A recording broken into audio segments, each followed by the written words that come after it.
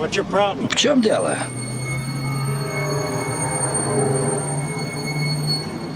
Фильмнің басында ол Колорадо штатынан Лос-Анджелеске келіп, дұрыс жұмыс табуға үміттенеді. Алдымен ол жұмыспен қамту кеңсесіне барады, бірақ ол жер өзіне ұқсас адамдарға толы болады. Қызметкер оның соңғы жұмысын сұрап, қазіргі уақытта оған лайық жұмыс жоқ екенін айтады. Экономикалық құлдырау салдарынан жұмыссыздық төменгі және орта тапқа қатты әсер еткен. Нада жақын уақытта жұмыс табылмайтыны анық. Ол аудан ішінде сенделіп жүреді. Жолда ол әлемді жасырын ұйым басқарып отыр деп уағыз айтып тұрған дін қызметкерін кездестіреді. Ол ұйым әлемді күнәға батырып, байлар мен басшылардың санасын бұзып, солар арқылы пайда көріп отыр дейді. Кейделер қанауға түсіп, білмей-ақ басқарылып жатыр.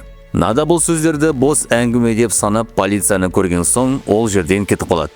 Жолда келе жатып, ол теледидарға қарап, гипнозға түскендей отырған адамды байқайды. Түнде де дәл осындай жағдай бір қартпен қайталанады. Бірақ Нада бұған аса мән бермейді. Келесі күні ол жұмыс іздеуді жалғастырып, ақырында құрылыс алаңына қарай жұмысшы болып орналасады. Қатты еңбектен кейін ол Фрэнк Армитидж есімді жұмысшымен танысады. Горячая еда и душ.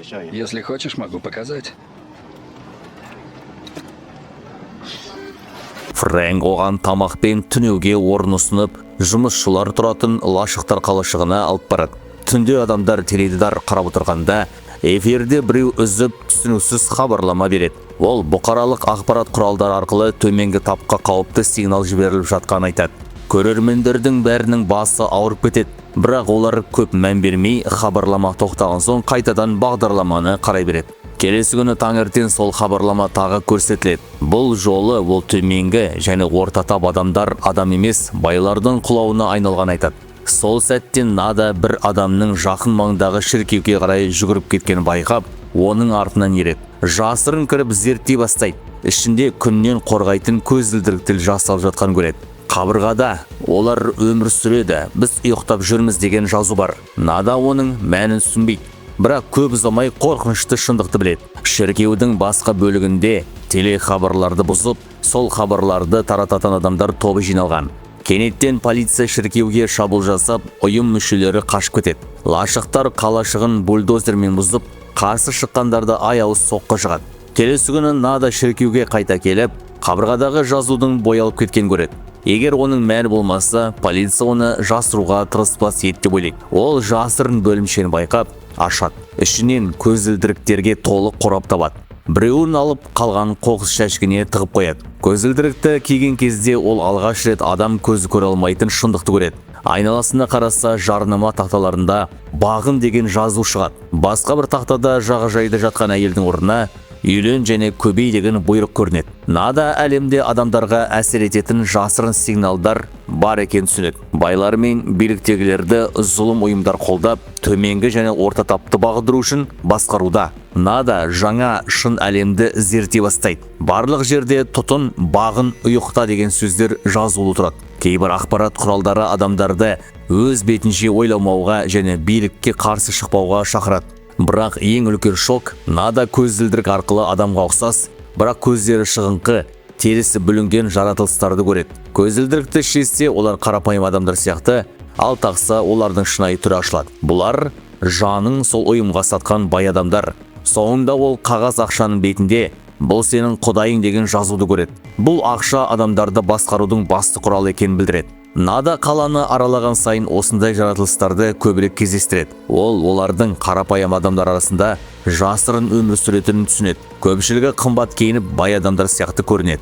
Ол байқаусызда бір әйелге сен өте қорқынышты көрінесің деп айтып қояды.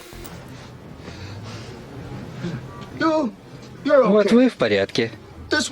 А это жуткая уродина. Сол кезде әйел оның өзінің шынайы бейнесін көре алатын түсінеді. Әйел және оның артындағы гуманоидтар бірден сағаттар арқылы біреуге хабарласып, Наданың орналасқан жерін жеткізеді. Біраз уақыттан кейін екі гуманоид полиция келіп, одан көзілдірікті қайдан алған сұрайды. Олар оны өз қатарына тартқысы келеді, бірақ Нада ұйымға қосылғысы келмейді. Сонымен қатар ол бас тартса өлтірілетінін де түсінеді. Сәтті пайдаланып, ол оларға шабуыл жасап, бәрін өлтіріп қашып кетеді. Қашып бара жатып, гуманоидтарға толы банкке кіріп кетеді. Қалай болғанда да өлетінін түсініп, Нада бірінші болып оқ жаудыра бастайды.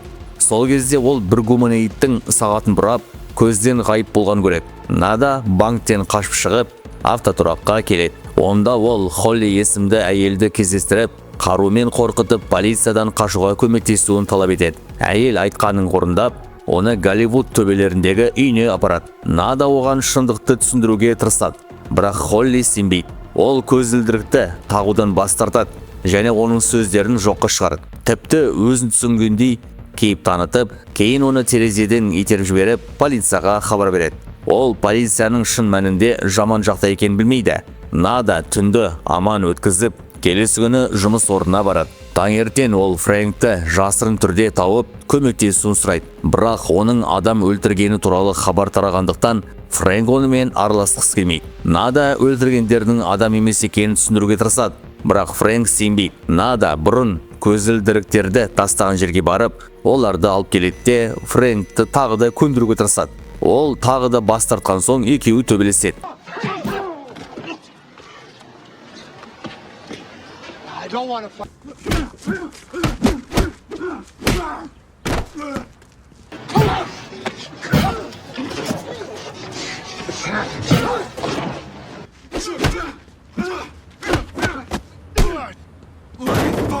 Ах ты засранец.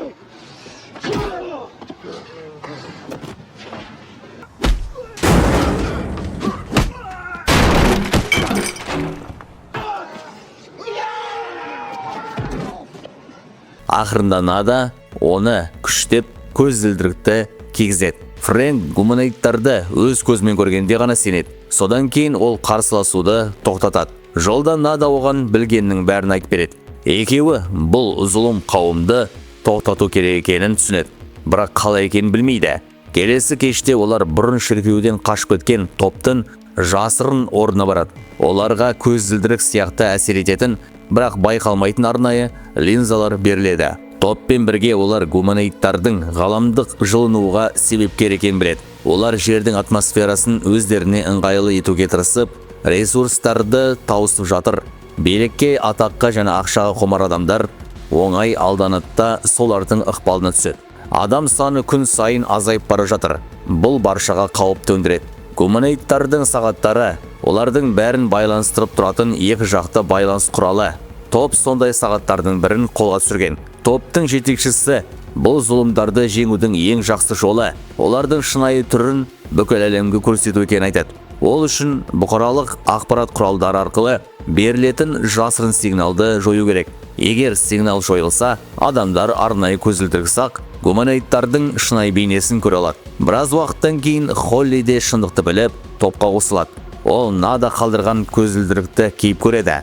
Ол телерадио компаниясында жұмыс істейді және сигнал таралатын орын туралы біледі. Нада оған сенгені үшін алғыс айтады. Бірақ сол сәтте жасырын орынға полицей шабуыл жасайды. Оларға бүлікшілердің бәрін жою бұйырылған. Полиция құрамында шындықты білмейтін адамдарды бар. Оларға бұл топ террористер деп айтылған. Шайқас кезінде көптеген адам қаза табады. Бірақ Нада мен Фрэнк қашып кетеді. Олар гуманоидтың сағатын басқанда жер астында жасырын портал ашылады.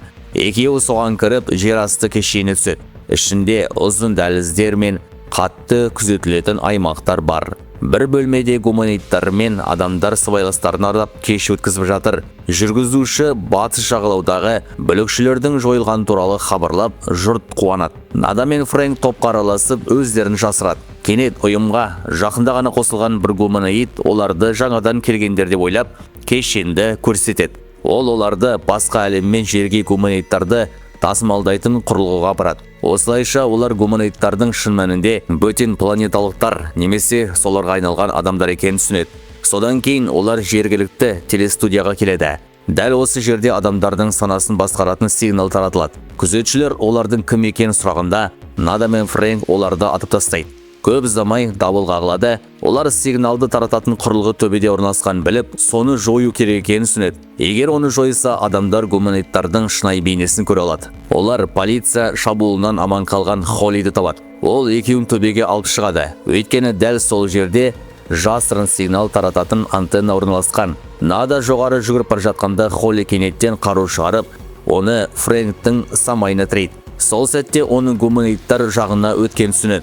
бірақ ештеңе істеп үлгермей жатып, Холли Фрэнкті атып өлтіреді. Нада сигнал тарататын антеннаны жоюға бірнеше секунд қалғанда, Холли қаруын оған қарай бағыттайды. Дәл сол кезде үстінен полиция тікұшағы ұшып өтеді. Ішіндегі гуманоидтар Надаға тоқтауды бұйырады. Ол бүгін өлетінін түсінеді, бірақ өлімі босқа кетпегенін қалайды. Сол сәтте ол жеңінің ішінен жасырған кішкентай тапаншасын шығарып, Холлиді атып өлтіреді. Артынша тікұшақтағы полицейлер оны атып тастайды. Соңғы күшімен Нада тағы бір оқ атып, антеннаны жойып жібереді. Ол жерге құлап, жүзінде күлкімен жатады. Өзінің істегенінің ісіне мақтанышпен қарайды. Сигнал жойылғаннан кейін бүкіл әлемде хаос басталады. Алғаш рет адамдар бұқаралық ақпарат құралдары арқылы беріліп келген шындықты көреді. Адамдар гуманоидтардың өз араларында өмір сүріп, оларды пайдаланып келгенін түсінеді. Міне бейне осымен аяқталады. Ұнаса осындай мазмұн үшін жазылып, лайк басуды ұмытпаңыздар. Сондай-ақ қай фильмді талдап беруімізді қаласаңыздар, пікірде жазыңыздар. Келесі кездескенше аман сау болайық.